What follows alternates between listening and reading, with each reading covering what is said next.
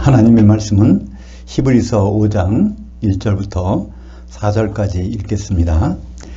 대제사장마다 사람들 가운데서 택한 자이므로 하나님께 속한 일에 사람들을 위하여 예물과 속죄하는 제사를 드리게 하나니, 그가 무식하고 미혹된 자를 능히 용납할 수 있는 것은 자기도 연약에 휩싸여 있음이라. 그러므로 백성을 위하여 속죄제를 드림같이 또한 자신을 위하여도 드리는 것이 마땅하니라. 이 존귀는 아무도 스스로 취하지 못하고 오직 아론과 같이 하나님의 부르심을 받은 자라야 할 것이니라. 신구약 연결고리 히브리서 원전 강해, 오늘은 5장입니다. 멜기세덱의 계통의 천년왕국 대제사장이라는 제목으로 말씀을 나누겠습니다. 오늘 말씀 내용은 좀 재미가 없을 수 있어요. 좀 딱딱할 수도 있어요. 대제사장과 나와 무슨 관계가 있는가? 그러니까 선지자라면 하나님의 말씀을 잘 전달해 주니까 좀 관심이 많지만, 또 왕이라면 우리 통치자니까 그런 분에 대해서 관심이 많지만, 제사장은 별로 관심이 없잖아요. 우리가 이 세상에 살면서도 검사나 판사 그런 사람들은 별 관계 없는 사람이 많잖아요. 일반적으로 의사도 별 관계가 없을 때는 별로 신경 안 쓰잖아요. 근데 막상 환자가 된 입장에서 또 죄를 진 입장에서 그때는 이게 달리 보이잖아요. 그래서 오늘 대제사장이란 주제가 나오는데, 여기서 대제사장 하면은 나와 관계없는 사람이라고 생각할 때는 오늘 너무 지루할 겁니다. 그러나 나와 굉장히 관계 있는 분이라고 생각하면 오늘 굉장히 관심을 가질 수밖에 없는 것이죠. 하나님은 우리 인간에게 여러 가지 방면에 메시아를 주셨는데, 그 중에 가장 필요한 것이 바로 대제사장입니다. 대제사장이라는 것은 백성의 죄를 가지고 하나님 앞에 가서 처리하는, 해결받는 사람이기 때문에, 만약에 죄 지은 사람이라면은 대제사장이 반드시 필요하죠. 근데 우리는 하나님 보시기에 죄인입니다. 우리는 죄가 없을 것 같지만 하나님 보시기에는 모두가 죄인이에요. 의인은 하나도 없나니 세상에 아무도 없다고 그랬으니까. 그래서 죄라는 개념이 성경에서 뭘 말하는지 알면은 내가 죄인이구나 깨닫지 않는 사람이 없습니다. 죄라는 것은 하마르티아, 마르티아라는 것은 관역이라는 뜻이에요. 관역 또는 명중. 하라는 것은 아니다. 그러니까 하나님의 계획에, 하나님의 뜻에, 하나님의 생각에 벗어난 것은 모든 것 죄거든요. 그럼 우리가 죄를 한 번 지나 100번 지나 그건 죄는 죄인입니다. 그죠? 바위를 물에 던지나 모래를 물에 던지나 가라앉기는 똑같은 거잖아요. 그러니까 우리가 한 번이라도 하나님과 뜻이 달랐다, 하나님에서 벗어난 뜻을 가지고 있었다, 그러면 그건 죄인입니다. 그죠? 그러니까 우리가 죄인이라고 할 때 하나님 앞에서 서려면 반드시 해결받아야 되는데, 그래서 하나님 앞에 죄를 가지고 대면할 수 있는 유일한 사람, 그건 대제사장밖에 없습니다. 그죠? 그러니까 성소에 제사장들이 들락달락 해요. 근데 지성소에는 1년에 한 번, 유대인 달력으로 음력으로 7월 10일 날 한 번 대제사장이 들어가서 백성이 죄를 해결받는 그런 절차가 있단 말이에요. 그러니까 우리가 죄가 있는 사람, 죄를 깨달은 사람, 내가 죄인인 것을 깨달은 사람은 대제사장이라는 존재가 얼마나 필요한지 알 수가 없습니다. 오늘 히브리서 5장 1절에 그래서 대제사장은 사람들 가운데서 택하셨어요. 그러니까 맨 처음 1호 대제사장은 누굴까요? 아론입니다. 그죠? 아론. 그래서 아론을 하나님이 부르셨는데, 그러니까 대제사장 되고 싶다고 아무나 되는 것이 아니죠. 지금까지 역사상으로 그런 경우가 많이 있었지만, 예수님 당시에도 가야바라는 대제사장, 하나님 임명하지 않았어요. 자기들끼리 뽑았어요. 그러나 그런 경우 말고 성경에서 말하는 대제사장은 하나님이 부르셔서 세우셔야 된단 말이에요. 근데 하나님은 아론을 부르셔서 세우셨어요. 심지어 모세도요, 아무리 하나님의 종이라도 하나님과 직접 대면을 못했어요. 하나님을 대면하려면 성소에 들어가서 지성소까지 들어가야 거기에 법궤가 있고 시운자가 있고 거기에 하나님이 임재가 있는 곳인데 그건 모세도 못 들어간단 말이에요. 유일하게 아론 대제사장이 거기 들어갔고, 그 다음에 그 계통을 이어서 이제 그 아론의 후손들이 대제사장이 되어서 들어가게 됐습니다. 그런데 백성이 죄를 다 해결하러 들어가라도 대제사장은 항상 2번 제물 드려야 돼요. 1차적으로. 그러니까 그해 모든 백성이 죄를 들고 들어가기 전에 이 사람이 들어갔다가 죄가 있으면 죽거든요. 그러니까 자기 죄를 해결받기 위해서 먼저 속죄 죄를 먼저 드리고, 그래서 자기 죄가 해결된 다음에 백성의 죄를 가지고 가야 그걸 해결받을 수 있단 말이에요. 그죠? 그러니까 아론은 인간이고 죄가 있기 때문에. 그런데 죄가 없는 분은 우리 주님은 자기 죄를 위해서 해결받으실 필요가 없어요. 그분 죄가 없으시니까. 그러니까 우리의 모든 죄를 직접 들고 와서 한번 해결하셨단 말이에요. 그래서 출애굽기 28장 1절에 보니까 누구를 맨 처음으로 대제사장으로 세우셨냐면 아론을. 그리고 아론의 4아들이 있는데 그 아들들을 이제 제사장으로, 그 다음에 이제 아들들이 또 아론이 죽으면 이제 대제사장으로 임명을 받게 되죠. 그 아들 4명 있는데 4명 중에 2명은 죽죠. 첫째, 둘째는 죽어버려요. 왜냐하면 거기에 들어갈 불을 다른 데서 만들어가지고 들어갔기 때문에 즉사해버렸어요. 그래서 아론은 대제사장으로 임명되면서 두 아들을 잃어버립니다. 그 죽임을 당하죠.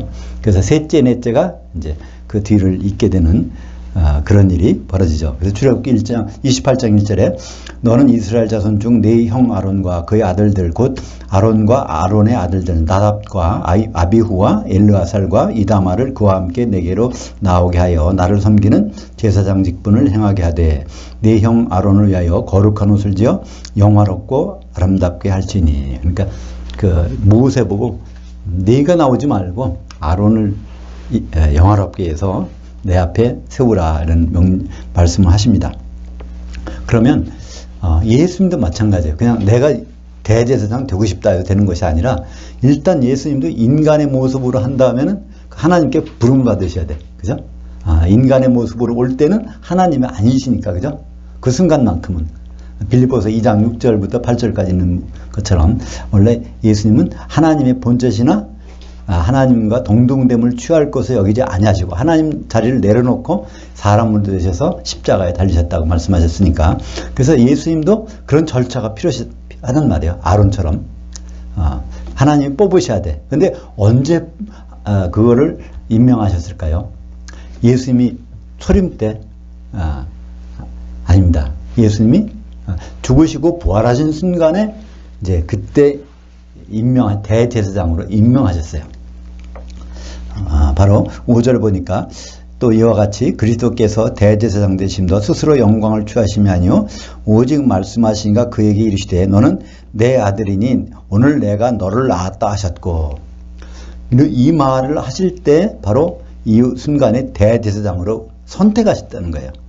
아론을 부르신 하나님이 이 말씀을 하실 때, 이 말씀은 어디 있죠? 시편 2편 7절에. 그러니까 시편 2편은 누가 기록됐는지는 기록자가 안 나왔지만 다윗이라고 추측하는 경우가 많이 있어요. 시편 2편 7절 볼까요? 내가 여호와의 명령을 전하노라. 여호와께서 내게 이르시되 너는 내 아들이라. 오늘 내가 너를 낳았도다.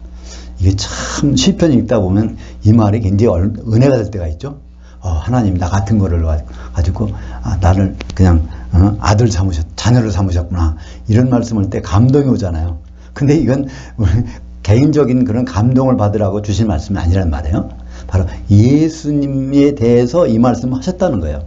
구약의 모든 말씀은 예수님을 증언하는 것인데 이 말씀도 시편 2편 7절도 예수님에 대해서 증언하는 것이 어디 나옵니까? 사도행전 13장 33절에 보면 시편 2편 7절의 말씀이 예수님에 대해서 하신 말씀이라는 것을 거기다 기록하고 있죠. 사도행전 13장 33절. 곧 하나님이 예수를 일으키사, 그 일으키사라는 단어는 부활시키사, 아니스테미라고 해서 부활시키사는 동사예요. 명사는 부활은 아나스타시스, 동사는 아니스테미. 그래서 우리 자녀들에게 이 약속을 이루게 하셨다 함이라. 시편 둘째 편에 기록한 바와 같이 너는 내 아들이라 오늘 너를 낳았다 하셨고, 그래서 예수님 부활하신 그날에 야, 내 아들이다. 무슨 어떤 아들일까요? 맏아들. 맏아들이면서 동시에 뭐로 부르셨어요? 대제사장으로 부르셨다는 것을 나타내고 있습니다. 히브리서 1장 5절과 6절을 보겠습니다. 하나님께서 어느 때 천사들 중 누구에게 너는 내 아들이라 오늘 내가 너를 낳았다 하셨으며 또 다시 나는 그의 아버지가 되고 그는 내게 아들이 되리라 하셨느냐. 천사들한테는 이런 말씀 안 하셨단 말이에요. 바로 예수님한테만 말씀하셨는데, 또 그가 그 맏아들을 이끌어 세상에 들어오게 하실 때, 그런데 원래 말은 오이쿠메네에 들어오게 하실 때, 오이쿠메네는 거주지, 성도들의 거주지, 예수님의 거주지, 하나님의 거주지. 그러니까 바로 성도들이 어디 있을 때 만나죠? 바로 예수님과 성도들이 만나는 장소는 공중입니다. 그래서 이 세상에 들어오시는 게 아니고 공중으로 강림하실 때, 그때 하나님의 모든 천사들은 그에게 경배할지어다. 그러니까 예수님이 그때는, 예수님 재림하실 때는 어떤 신분으로 오셨죠? 뭐 주님이시지만, 하나님이시지만 또 한 가지 신분은 천사장으로 오신다고 그랬어요. 데살로니가전서 4장 16절에 주께서 호령과 천사장의 음성과 하나님의 나팔로 친히 하늘로부터 강림하시리니. 그래서 그때 모든 천사를 데리고 오니까 모든 천사가 주님께 경배하는 건 너무나 당연하잖아요. 그죠? 히브리서 1장 6절에 모든 천사는 그분이 천사장이니까 당연히 예수님께 경배합니다. 천사는 왜 데리고 오죠? 모든 성도들을 추수하기 위해서 그들이 이제 그 사역을 맡은 것이죠. 우리들을 휴거에서 데려가려고. 우리들은 올라갈 수 없잖아요. 우리들을 이제 휴거 데리고 올라갈 때 천사들이 필요한 것이죠. 6절 보겠습니다. 또한 이와 같이 다른 데서 말씀하시되 내가 그 영원히 멜기세덱의 반차를 따르는 제사장이라 하셨으니. 이 말씀은 시편 110편의 4절에서 따왔어요. 시편 쭉 읽다가 110편 4절에 나오는데 그 말씀이 어떤 말인고 하니 바로 예수님을 제사장으로 임명할 때, 그게 보통 제사장, 아론과 같이 그런 제사장이 아니라 전혀 다른데, 사람이 아닌, 인간이 아닌, 원래는 멜기세덱의 계통으로 그 제사장이라는 것을 말씀하고 있어요. 그 시편 110편 4절 볼까요? 여호와는 맹세하고 변하지 아니하시리라. 이르시기를 너는 멜기세덱의 서열을 따라 영원한 제사장이라 하였도다. 여기서 영원이란 단어는 히브리 말은 영원히 영원한이라는 올람을 써요. 올람. 헬라어에서는 아이오니오스. 원래 아이온 이것이 한 시대예요. 아이오니우스는 형용사예요. 한 시대의 형용사예요. 올람은 히브리어, 아이오니오스는 헬라어. 그러니까 영원한 제사장이라면, 그러면 이게 끝까지 제사장이라는 뜻인데 사실은 한 시대 동안의 대제사장이란 말이에요. 이건 이제 나중에 한 번 더 나오니까 그때 보기로 하고요. 그러니까 우리는 어떤 때 대제사장인지를 기억할 수 있죠. 앞으로 오는 한 시대, 그때 얼마 동안, 1000년 동안, 그죠? 대제사장 분이 멜기세덱의 계통을 따라서 왔다는 것이죠. 그 멜기세덱이라는 말은 원래 뜻은 말카 체데크, 이 말락이라는 뜻이 왕이고 거기다 이가 붙으면 나의 왕. 체데크는 이거는 의, 그러니까 나의 의로운 왕. 나는 의롭지 못하지만 그분이 나를 의롭게 해주는 그분 왕이다. 그런 의미를 가지고 있죠. 멜기세덱이 성경에 맨 처음 나온 것이 어딜까요? 창세기 14장이 나옵니다. 17절에 보니까 17절, 18절, 19절, 20절 제가 읽겠습니다. 아브라함이 그돌라오멜과 그와 함께한 왕들 쳐부수고 돌아올 때에 소돔 왕이 샤웨 골짜기 곧 왕의 골짜기로 나와 그를 영접하였고 살렘 왕 멜기세덱이 떡과 포도주를 가지고 나왔으니 그는 지극히 높으신 하나님의 제사장이었더라. 그가 아브라함에게 축복하여 이르되 천지 주제이시여 지극히 높으신 하나님이여 아브라함에게 복을 주옵소서. 너희 대적을 내 손에 붙이신 지극히 높으신 하나님을 찬송할지어다 하매 아브라함이 그 얻은 곳에서 10분의 1을 멜기세덱에게 주었더라. 그러니까 아브라함의 조카 롯이 있었죠. 어디로 갔습니까? 소돔 땅으로 갔단 말이야. 근데 소돔 땅 시간이 지나다 보니까 그 땅은 4개 나라, 5개 나라의 왕들이 그 부근에 모여 있는데 거기를 지배하던 왕들이 있었어요. 4왕, 4나라가 그걸 지배했는데 조공을 안 바치니까 그 4나라 왕이 와서 다 그들을 포로로 잡아갔단 말이에요. 그때 이제 롯이 같이 잡혀갔었죠. 그 4왕이 뭐냐면 바로 이 그돌라오멜이 이제 4왕의 그 중심 인물이죠. 엘람왕 그돌라오멜. 그러니까 엘람이라는 것이 지금의 페르시아, 이란이라는 것인데 이것을 중심으로 해서 4왕이 합쳐져서 이제 와갖고 롯을 포로로 잡아갔단 말이에요. 그 다메섹까지 갔는데 그때 아브라함이 이 소식을 듣고 자기 머슴들, 그러니까 병졸들이라고 하지만 뭐 머슴이 마찬가지죠. 데리고 가서 야간 전투를 해서 2팀 나눠가지고 그들을 물리쳤어요. 그러니까 4나라면은 그것도 강대국 4나라면 몇 명이나 될까요? 군사가 몇만 명 되겠는데 어떻게 아브라함이 그거를 여기 보니까 처부수고 돌아왔다고 4왕들을. 그러니까 아브라함은 어땠을까요? 대단했을까요? 내 실력이. 그러니까 야간 전투를 했다고 돼 있고 2팀 나눠서 공격했다고 그러고 아브라함이 나름대로는 전략을 짜서 한 거예요. 그래서 결국 승리했어. 그래서 돌아오다 보니까 갑자기 소돔 왕이 와서 이제 막 환영해 주는 거. 자기들 대신해서 싸워줬다고 그래서.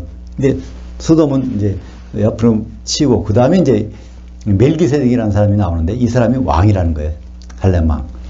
그래서 떡과 포도주로 축복해주고 그러고서 네 대적의 손에서 너희를 구해주신 여호와 하나님을 찬송할지라다. 그러니까 찬양해야 된다. 그러니까 그 말씀을 듣고 보니까 야, 내 실력으로 이긴 게 아니구나. 그러면서 바로 하나님을 찬송 어떻게 하지? 아브라함은 그거를 눈치를 챘습니다. 11조를 가지고 드린 거예요. 그래서 이제 율법의 11조는 명백합니다. 누구에게? 레위인들 먹고 살라고 바치는 거예요. 레위인들은 다른 기업이 없고 제사 업무를 하기 때문에 소출이 없다나요. 그래서 그들을 먹여 살려야 제사를 드릴 수 있으니까. 그래서 율법의 11조는 레위인들을 중심으로 바칩니다. 그런데 율법이 나오기도 전에 아브라함이 바친 11조가 있어요. 그 11조의 성격은 뭐죠? 하나님을 찬송하는 거. 하나님의 은혜를 알고 나니까 어떻게 찬송해야지? 그래서 10의 1조. 그건 10분의 1이라는 것은 그걸 전체를 대표하는 것이니까 그거를 드리게 된 것입니다. 그래서 지금도 11조를 바쳐야 되느냐 안 바쳐야 되느냐. 그런 율법의 11조는 없어졌습니다. 왜 없어졌을까요? 레위인들이 없거든요. 뭐 목사님이 레위인이다? 아니에요. 레위인이 아예 없어져 버렸어. 지상에서 성전 제사를 드리는 사람은 없단 말이에요. 그러니까 11조를 바칠 데가 없는 거야. 근데 바칠 데가 없는 것을 받는 사람이 있다면 그건 이상한 거예요. 그죠? 그럼 바치는 사람들이 잘못된 거고 그걸 받는 사람들이 잘못된 거예요. 그렇지만 아브라함의 11조는 이건 율법이 있기 전부터 했으니까 율법이 없어도 이거는 없어진 게 아니에요. 이것은 하나님을 찬송하는 수단입니다. 하나님의 은혜를 생각이 날 때, 은혜가 생각날 때 누가 아브라함 보고 너 11조 바치라고 한 얘기 없어요. 아브라함이 자발적으로 바친 거지. 그래서 이제 11조에 율법 이전의 11조가 여기서 나온 것입니다. 7절을 보겠습니다. 그는 육체에 계실 때 자기를 죽음에서 능히 구원하실 이에게 심한 통곡과 눈물로 간구와 소원, 탄원을 올렸고 그의 경건하심으로 말미암아 들으심을 얻었느니라. 그러니까 이 십자가 앞에 놓고 기도하시는 거야. 그 기도가 사실은 자기 기도가 아니죠. 그죠? 바로 우리들을 위한 기도일 거예요. 아담이 선악과를 들고서 하와한테 받아서 들고서 먹기 직전에 얼마나 그 하와 생각에서 먹은 거 아니에요. 그죠? 그래서 그런 것처럼 예수님도 그 기도를 드렸다는 거예요. 그 기도가 어떤 기도입니까? 대제사장으로서의 기도예요. 그 죄를 다 담당하기 위해서 그 은물과 통곡으로 기도를 드렸는데 그 고통이 엄청났다는 거예요. 그 고통이 어느 정도 엄청났냐면 바로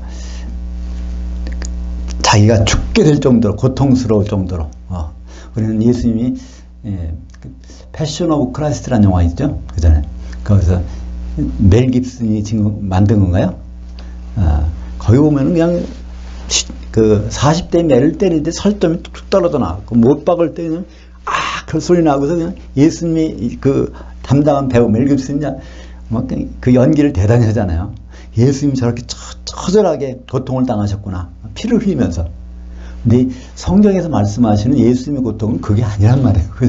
그건 전혀 기쁨으로 했다고 그랬어요. 히브리서 12장 2절에 보면 그 앞에 있는 기쁨을 위해서 십자가를 지셨다. 십자가 지는 순간은 기뻐했다는 거예요. 그 앞에 있는 즐거움, 그 여성명사입니다. 그 앞에 있는 즐거움이 뭐죠? 십자가를 지면 결혼하게 되겠다는 그 어린 양의 신부를 바라보고 기쁘게 졌다는 거예요. 근데 그 결심을 하기 전까지 마귀의 유혹이 십자가를 지느냐 마느냐 그 고통이 심했다는 것을 거기서 나타나고 있습니다. 근데 영화는 그 고통이 아니라 십자가 질 때 육체적인 고통만을 우리가 부각시키는 거잖아요. 근데 예수님은 그거 하기 전에 그 기도할 때 참 그때 고통이 엄청났다는 것을 말씀하고 있습니다. 마태복음 26장 39절에 조금 더 가서 얼굴을 땅에 대시고 엎드려 기도하여 이르되 내 아버지와 할만하시거든 이 잔을 내게서 지나가게 하옵소서. 그 잔이라는 것은 죄를 짊어지고 하나님과 분리되는 것, 하나님과 분리되는 그 순간만큼은 없었으면 좋겠습니다. 그러니까 예수님이 지상으로 내려오셔도 하나님은 항상 같이 계셨어요. 그죠? 하늘들에 계신 아버지니까 항상 같이 계셨어요. 근데 죄를 짊어지는 순간에 아버님은 죄와 공존을 못하니까 십자가는 죄를 짊어져 가잖아요. 그 순간에 떨어지는 순간이 있단 말이에요. 그러다가 이제 십자가 뒤에서 오후 3시가 되니까 딱 엘리 엘리 라마 사박다니. 그래서 나의 하나님 어찌하여 나를 버리셨습니까? 그 3시간 동안 탁 버려진 것을 생각하고 하나님 정말 사랑이십니다는 감탄사를 하는 것을 볼 수 있습니다. 그건 하나님과 관계가 회복된 상태, 나의 하나님이라고 부르니까 그 3시간 만에 하나님과의 관계가 회복된 다음에 그 말씀을 하신 것입니다.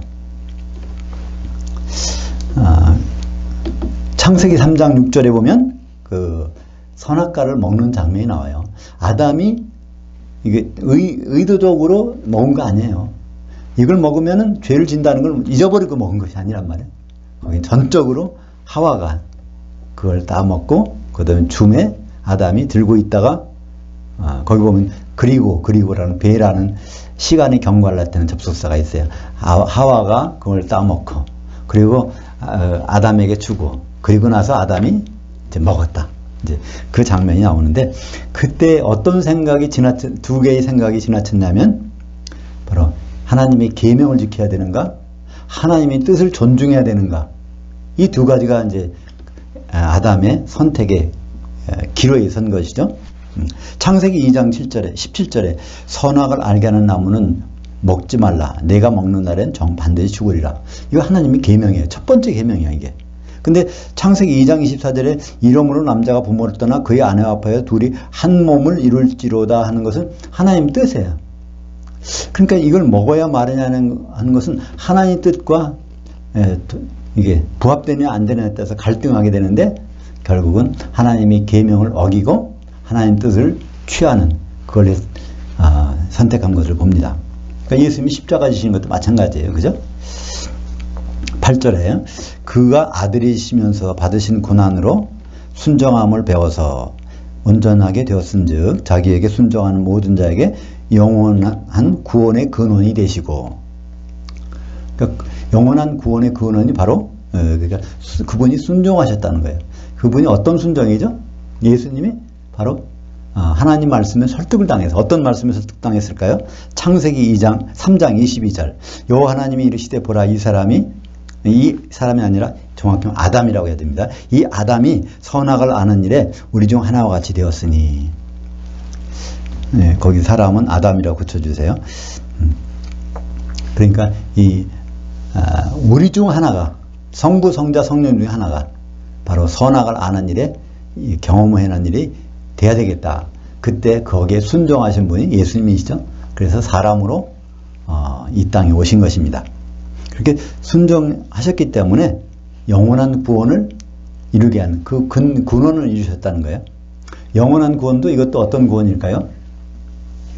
네. 천년 한 시대의 구원이에요. 그러니까 결국은 모든 구원은 천년왕국에 들어가느냐 마느냐 그것을 가지고 성경은 말하고 있습니다. 영원한이라는 것이 한 시대니까. 히브리서 2장 10절 그러므로 만물이 그를 위하고 또한 그로 말미암으니가 많은 아들들을 이끌어 영광에 들어가실 때 하시는 일에 그들이 구원의 창시자를 고난을 통하여 온전하게 하심이 마땅하도다. 그러니까 많은 아들을 이끌어 영광에 들어가는 거예요. 그러니까 언제 아들이 생겼습니까? 예수님이 맏아들로 부활하신 순간에 하나님 자녀가 생겼어요. 근데 그 아들을 이끌어 가야 되는데 그 중에서 탈락되는 사람들이 있어. 그죠?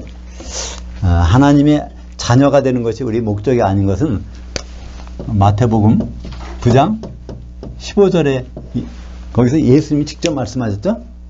금식에 설명할 때 혼인집이 아니라 신부실에 아들들이 있는데 그 아들들이 신랑과 함께 있을 동안은 슬퍼할 일이 없다는 거예요.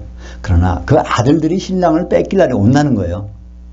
그러니까 그 많은 아들들을 데리고 가지만은 그때 뺏기게 되느냐 거기에 가담해서 한 신부가 되느냐 그것이 이제 바로 그 천년왕국에 들어가느냐 못하느냐를 결정 짓는 것이죠.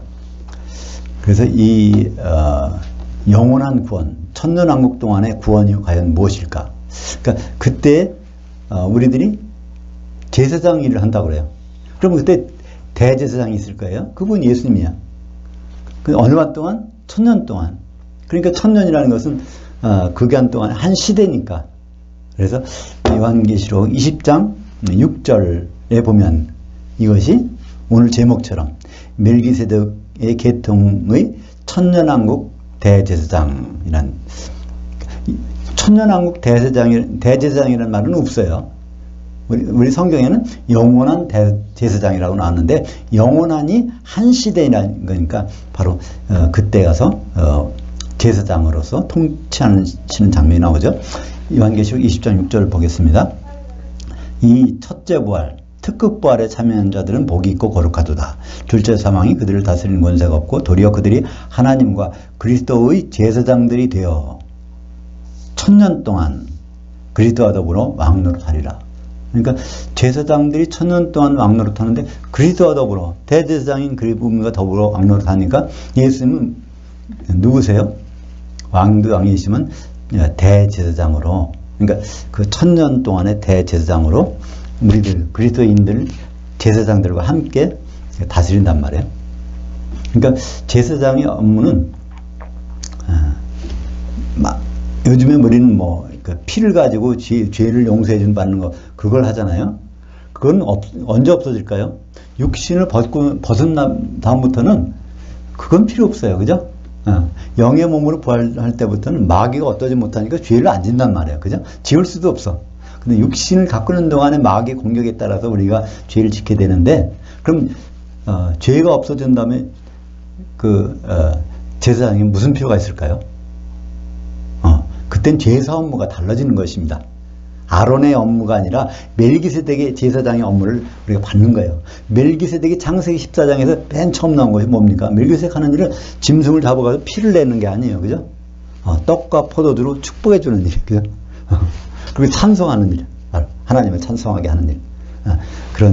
그것이 천년왕국 동안의 제사 업무입니다. 그죠? 천년왕국 동안의 제사 업무는 피를 내고 짐승의 피를 가지고 제사 드리는 것이 아니라 바로 영의 몸을 입은 우리들이 예수님과 더불어 그 잔치에 참여하는 거죠. 11절입니다. 멜기세덱에 관하여는 우리가 할 말이 많으나 너희가 듣는 것이 두나무로 설명하기 어려우니라. 그 멜기세덱에 대한 것은 이제 5장, 6장, 7장에 걸쳐서 나오는데요. 그 7장 3절에 보면 부모도 없고 족보도 없고 처음과 나중도 없고 하나님의 아들과 방불한 자요 항상 있는 제사장이라. 이제 거기 가서 자세히 설명이 나오는데, 그러니까 우리가 멜기세덱이 실존 인물 어디 누가 있었다 이런 역사적인 인물이다. 근데 그건 맞지 않아요. 족보가 없는 사람인데, 그죠? 언제 태어난지 언제 없어졌는지 그것도 모르는 사람인데, 그러니까 그건 분명히 거기다 보면 하나님의 아들과 방불하다고 했는데, 그 방불이라는 단어가 이제 7장 3절에서 보겠지만 그 복제품이라는 뜻이에요. 복제. 우리 그 줄기세포 할 때 그 나오죠. 뭐죠? 양, 어린 양, 놀리가 뭐가 있었죠? 그 똑같은 예수님과 똑같은 모습으로 잠깐 나타났던 분. 그는 아버지도 없고 어머니도 없고 그런 상태에서 잠깐 나타났던 분. 창세기 14장에 아브라함을 축복하기 위해서 나타났던 분. 그분이 이제 그 멜기세덱인데, 그것이 예수님이 복제품으로 나타나서 잠깐 보였다는 것이죠.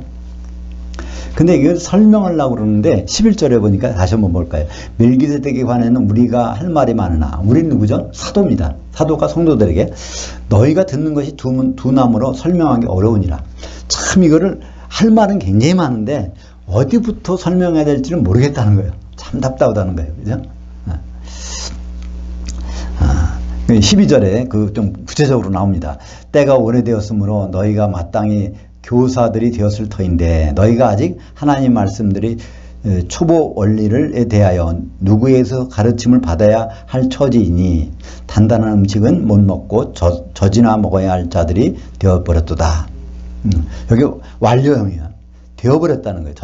그러니까 이 장성한 분량까지 가야 되는데 아직도 그 단단한 음식을 먹으면 소화가 안 돼.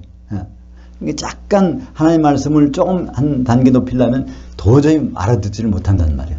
지금도 그럴 수가 있잖아요. 그죠? 도대체 하나님 말씀은 이게 무슨 뜻인가?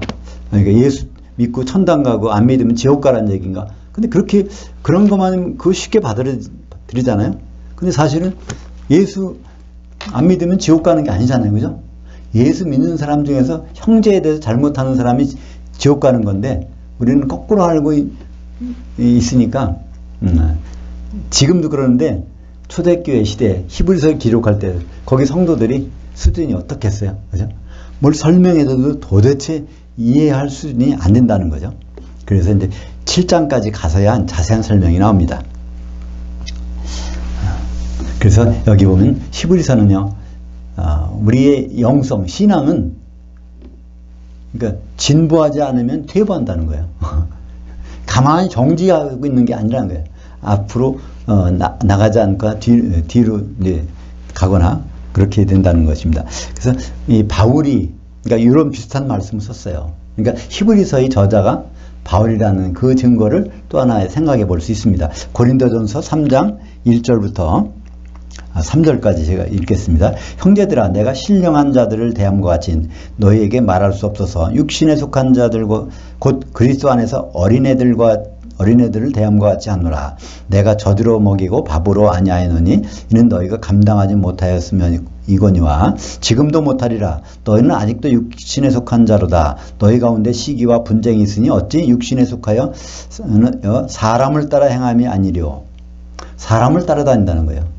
믿음은 사람을 따라다니는 게 아닙니다. 우리도 그렇잖아요. 우리는 사람을 따라다니는, 어떤 분이 어떤 목사님, 장로님, 그 사람이 잘 믿으니까 그 사람 따라가려고 그래. 여기서 고린도 교회도 그런 거였어요. 야, 바울이 대단히 말씀을 잘 알아. 율법도 잘 알고. 그러니까 나는 누구죠? 아볼로파다. 아볼로파. 또 이 바울은 은사가 많아. 그러니까 나는 바울파다. 그러니까 사람을 따라서 믿는 그런 걸 따라다녔단 말이야. 근데 이건 사람을 따라서 믿는 것은 어린애들 믿음이라는 거예요. 사람을 따라 믿는 것이 아니라 결국 우리는 뭐예요? 성령을 따라 믿는 것. 하나님의 감동을 받아서 그 믿는 것. 말하자면 성경을 통해서 지금은 초대교회는 성경이 기록이 안 됐을 때 그럴 수가 있어요. 그죠? 신약 성경이 없었으니까 기록으로 남은 것이 고린도 교회만 해도. 그러니까 그때도 사람을 막 숭상하고 섬기고 그랬지만 그것은 바로 어린애 신앙이라는 거죠. 13절입니다. 이는 젖을 먹는 자마다 갓난아이니 의의 말씀을 경험하지 못한 자요 단단한 음식은 장성한 자들의 것이니 그들은 영적인 지각들을 사용함으로써 연단을 받아 선악을 분별하는 자들이니라. 근데 가만히 있는데 장성한 신앙이 오는 게 아니에요. 그죠? 여기 연단을 받아라는 단어는 그나조라는 동사에 그러니까 완료수동 괴김나스메나라는 단어를 쓰는데 그나조라는 단어가 어떤 단어냐면요. 우리가 잘 아는 단어. 영어로는 뭐라 그러죠? 헬스센터를 뭐라 그래요? 짐이라고 그러죠? 짐나스틱이라고 그러는데 헬스에 단련 왜 헬스에 갑니까? 왜 짐에 갑니까? 단련시키려고. 그러니까 그 단련, 영적인 그 단련을 많이 할수록 하나님 뜻을 제대로 알 수 있다는 거예요. 그러니까 예수 믿고 가만히 있는데 믿음이 막 자라는 수는 없다는 거예요. 근데 히브리서를 읽는 사람들이 막 그때는 그랬던 것 같아요. 하나님 말씀을 가지고 있으면 그러면 많이 가지고 있으니까 되겠지만 되겠다 생각하고 있는데 요 기록자 히브리서 기록자는 전 운동량이 없다는 거예요. 그러니까 근육이 하나도 없어. 그러니까 어떻게 힘을 쓸 수가 없는 거죠. 그래서 영적인 지각을 사용하려면은 그 운동량이 많아야 되는데 그것을 성경에서 그나조 완료수동형을 썼습니다. 많이 운동한 연습한 훈련한 것이 많이 있어야 된다는 거예요. 고린도후서 5장 10절에 볼까요? 우리가 다 반드시 그리스도 심판대 앞에 나타나게 되어 각각 선악간에 그 몸으로 행한 것을 따라 받으라 함이라. 그러니까 여기 14절 오늘 말씀 마지막에 5장 14절에 선악을 분별하는 자들이 장성한 분량의 신앙을 가진 사람들이라는 거예요. 근데 선악을 분별할 수 있는 것은 도덕적인 선악이 아니죠. 하나님이 뭘 좋아하실까? 하나님이 뭘 싫어하실까? 하나님이 좋아하는 것은 그게 선이라는 말이에요. 좋아하는 good. 하나님이 싫어하시는 건 bad, 나쁘다는 거예요. 그거를 분별할 수 있는 사람이 장성한 분량의 신앙을 가진 사람이라는 거죠. 근데 하나님은 뭐를 좋아하실까? 하나님은 뭐를 싫어하실까? 이거는 우리가 어떻게 할 수 있죠? 하나님은 변하지 않는 분이니까 그럼 언제 좋다고 말씀하셨을까? 그걸 생각해 보면 창세기에 가서 그게 나온단 말이에요. 하나님이 좋다 하다가 또 좋지 않다 한 게 이제 창세기 2장 18절에 아담 보고 아담이 혼자 사는 것이 참 안 좋아. 그러니까 내가 돕는 배필을 지으리라. 그러니까 아담이 혼자 사는 건 참 안 좋다. 그럼 다시 말해서 하나님이 좋아하시는 건 뭐죠? 아담이 짝이 있어야 되겠어. 아담이 결혼해야 되겠어. 근데 구약 성경은 다 누구에 대해서 증언한 거예요? 예수님에 대해서 증언하는 것이니까 그 아담은 예수님 모형이란 말이에요. 그죠? 그러니까 예수님을 그냥 혼자 있게 내버려 두는 건 하나님이 안 좋아. 그 결혼을 하는 것이 참 좋은 거야. 근데 예수님이 결혼에 대해서 알지 못하거나 그것에 대해서 다른 방향으로 가는 것은 하나님이 가장 악하다고 보시는 거예요. 그죠? 그것이 성경 전체에 나타나는 선악의 기준입니다. 그래서 선악의 기준을 분별할 수 있는 사람과 그것을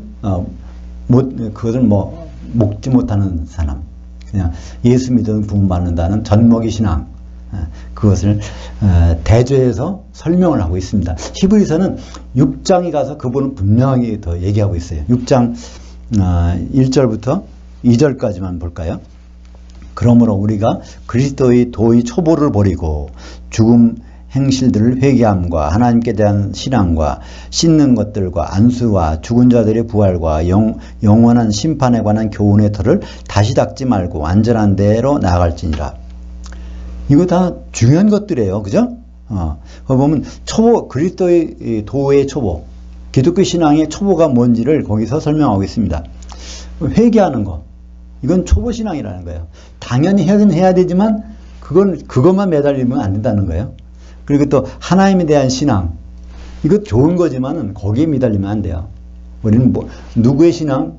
예수님의 일정에 대해서 살펴봐야지 하나님에 대한 거, 구약에 아무리 쳐다봐야 그거에 머물러 있으면 안 된다는 거죠. 하나님에 대한 신앙, 하나님 말씀, 율법책을 쭉 보고서, 그러니까 우리가 예수님에 대해서 가야 되겠구나. 이걸 바꿔야 되는데, 그냥 10계명을 잘 지켜야지. 뭘 잘 지켜야지. 이런 것만 관심을 갖고 있는 경우. 또, 씻는 것. 거기에서 세일에 드리라고 나왔는데요. 그건 잘못 번역된 겁니다. 그러니까 물에 어떤 거에 잠기는 것과 씻는 것은요, 다른 것이에요. 밥디조라는 동사가 있습니다. 이 동사는 명사가 두 개로 나눠져요. 밥티스모스와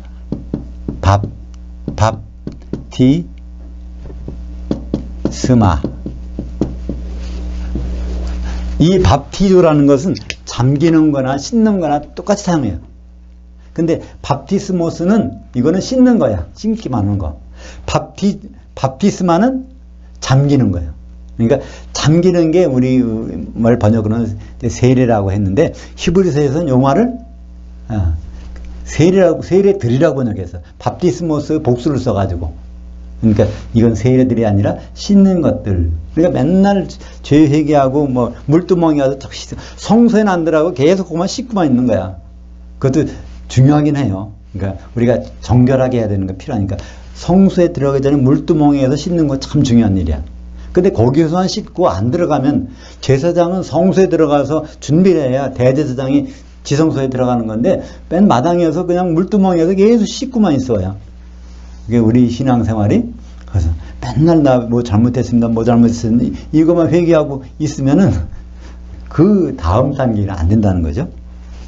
그 다음에 안수는 언제 일어납니까? 성막에서 안수는 번제단에다가 짐승을 잡아서 번제 제사를 드릴 때 짐승 갖다가 거기다 안수를 합니다. 왜 안수하죠? 내 모든 죄를 거기다 전가시키는 거예요. 짐승에다가. 그걸 번제는 뭐죠? 다 이렇게 쪽쪽 내가지고 태워서 올리는 거예요. 왜 그렇죠?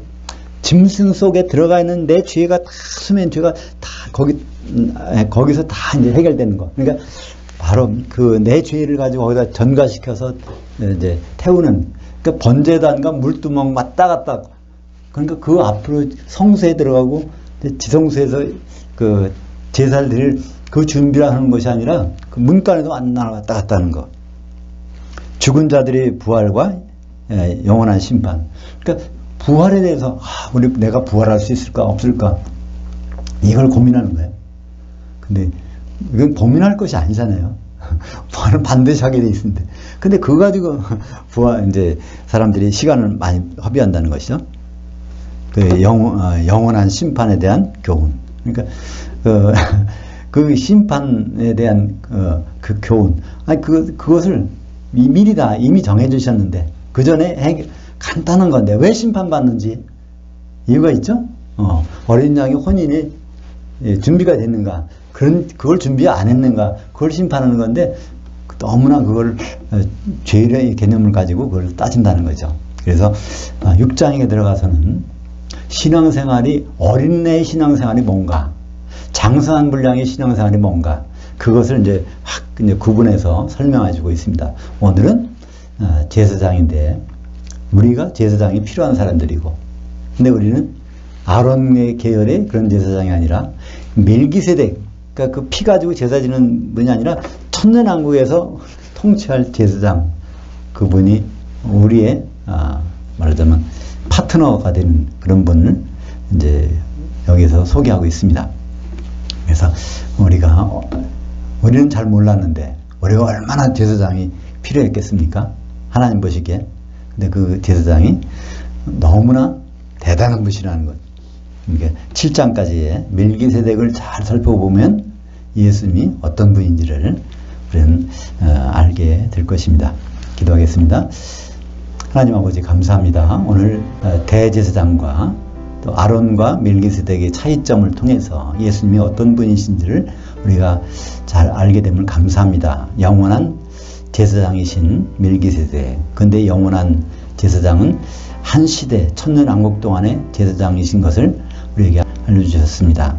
우리가 지금 제사장의 업무를 담당하고 있지 않지만 앞으로 천년왕국 동안에 제사장의 업무를 준비할 수 있는 우리들이 될 수 있도록 인도하여 주시옵소서. 예수님 이름으로 기도합니다. 아멘.